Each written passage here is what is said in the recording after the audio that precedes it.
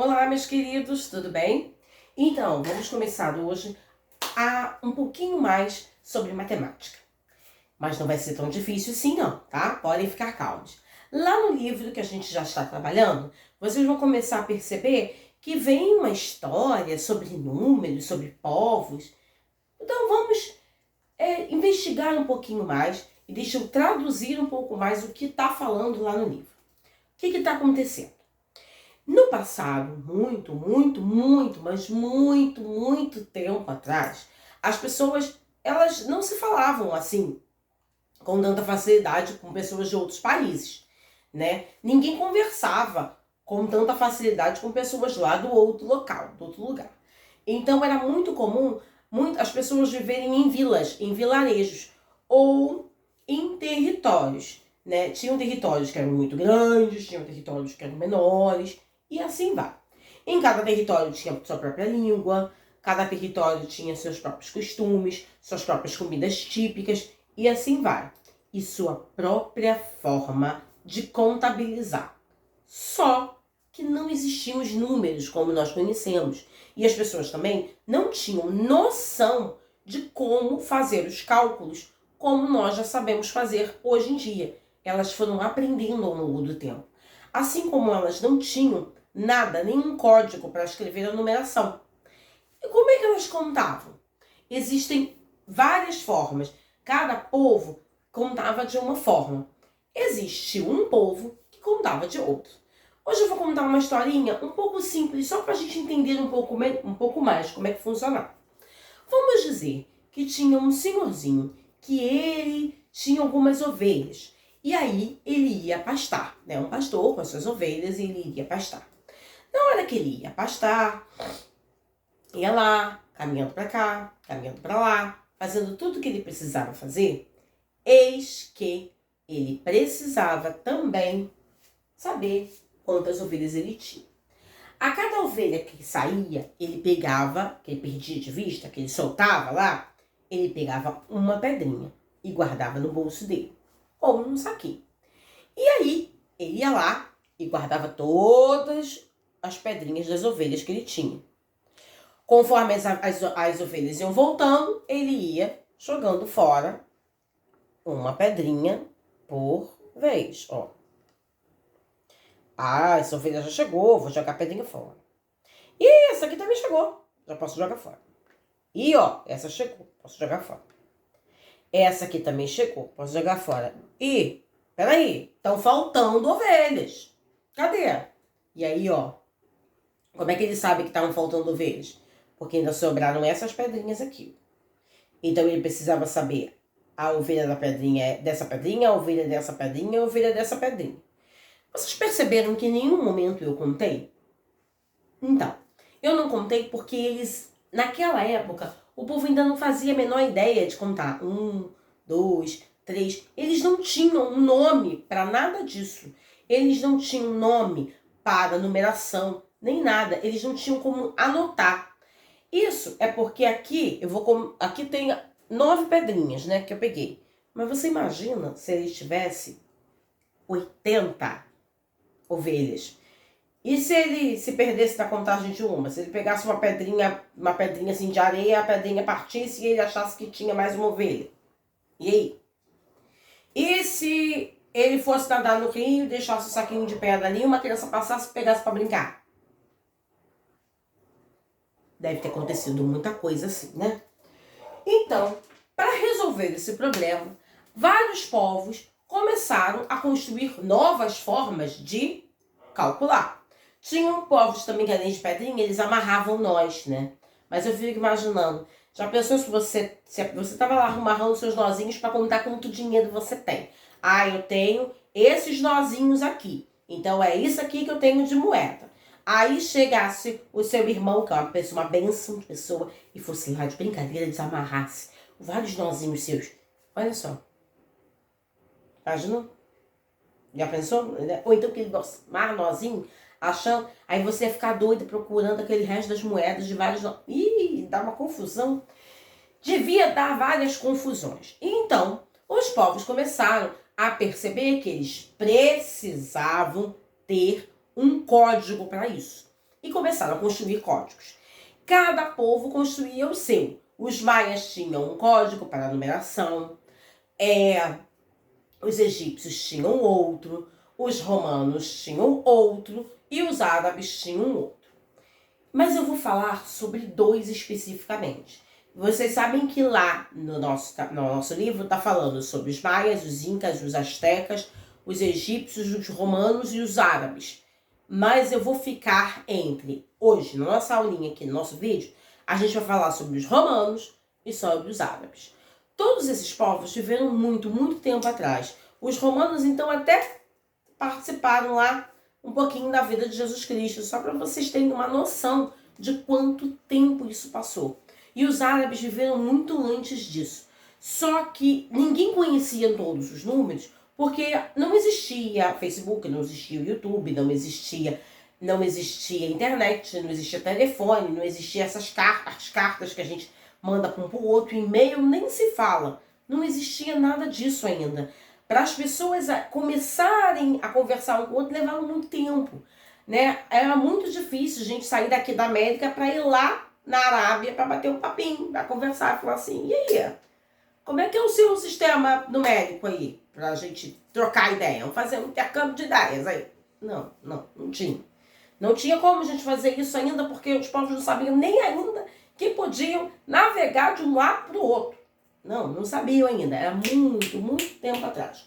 Então, demorou-se muito para ter esse conhecimento todo mundo.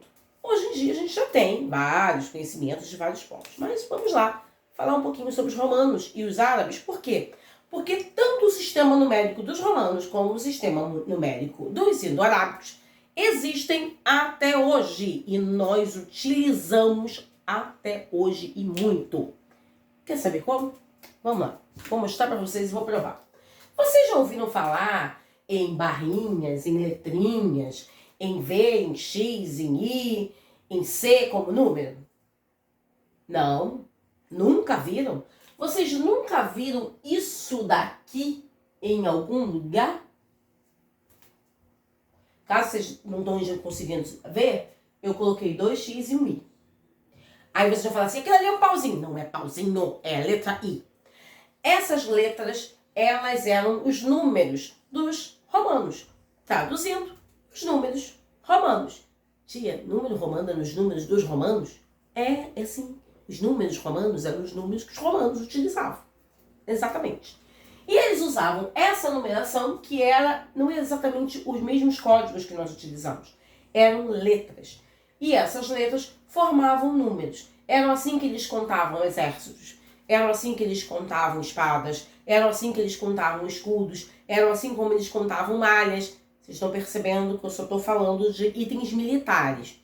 Sim, porque os romanos eram conquistadores. Então, a maioria dos cálculos deles eram todos voltados para guerra. Fato, tá? Todos. Então, ao invés de eu falar que número é aquele, eu vou escrever o número de 1 a 10 até aqui em romano e depois vocês vão ver lá na folhinha que vocês receberam que vocês têm uma outra folhinha explicando e dando todos os números romanos. Mas eu vou explicar do 1 ao 10 para vocês já começarem a perceber como é que ele funciona. Como é que a gente descobre que número é qual. Então vamos lá. Quando a gente tem um pauzinho ou a letra I, né, pauzinho é a letra I, normalmente aparece assim, esse é o número 1. 2 pauzinhos é o número 2. 3 Is é o número 3. E aí quando você tem um I e um V, é o número 4. Isso acontece por quê? Porque a cada 3 códigos, um código ele é feito em sistema de subtração. Como assim? Eu tenho 3 letras Is. Eu vou para a quarta. Quando eu chegar na quarta, tenho 3 códigos semelhantes, tá? Todos eles eu uso a letra I. Uma letra I, 1, 2 letras Is, 2, 3 letras Is, 3. Quando eu for chegar no quarto código, ao invés de eu usar 4 letras Is, eu vou simplificar. Como é que eles simplificavam? Eles pegavam o V, que vale 5, e subtraíam do 1 para formar 4. Você sabe, né? 5, tirar 1, 4. Ok. E aí, tudo que tá do lado esquerdo é o que eu vou tirar. Tudo que tá desse lado aqui é o número que vai ser menos. Tudo que tiver no lado direito é tudo que vai ser mais. É tudo que eu vou somar. Só que isso só acontece quando eu tenho um número maior ao centro, e aí eu sou um número maior. Se um número menor aparecer ao meu lado esquerdo, eu vou tirar. Se um número menor aparecer do meu lado direito, eu vou somar. 1, né? Letra I, forma 1. Ele é um número menor que o 5. Tem dúvida? Vamos lá. Se alguém tiver dúvida, a gente tira agora. Ó. 5. Tá aqui. 5. Deixa eu melhorar aqui, ó. 5. Tenho 5 aqui. Beleza? 5 aqui, bonitinho. Agora, eu só tenho 1. Quem é maior? O 5 ou 1? O 5, né? 5 é maior. Se o 5 é maior, eu vou tirar o 1, que é menor. Então, 5 menos 1 dá 4. Por isso que o 1 tá aqui do lado. Vou até escrever ele menor, bonitinho aqui, ó. 4. E assim eu continuo. Vou botar o 1 e aqui do lado. É o 6, certo? 5 mais 1. Lembra que eu falei, tá? O que tá do lado direito e for menor, eu somo. Vou fazer aqui o 7. Vou fazer aqui o 8. Lembra do que eu disse para vocês também? Que a cada 3 códigos semelhantes eu vou mudar? E ele vai mudar de novo. Vai mudar de novo. Ele vai mudar de novo porque agora eu vou fazer um X e vou botar um 1 aqui do lado. Quem já foi espertinho aí já deve ter sacado como é que vai funcionar aqui. Como é que é?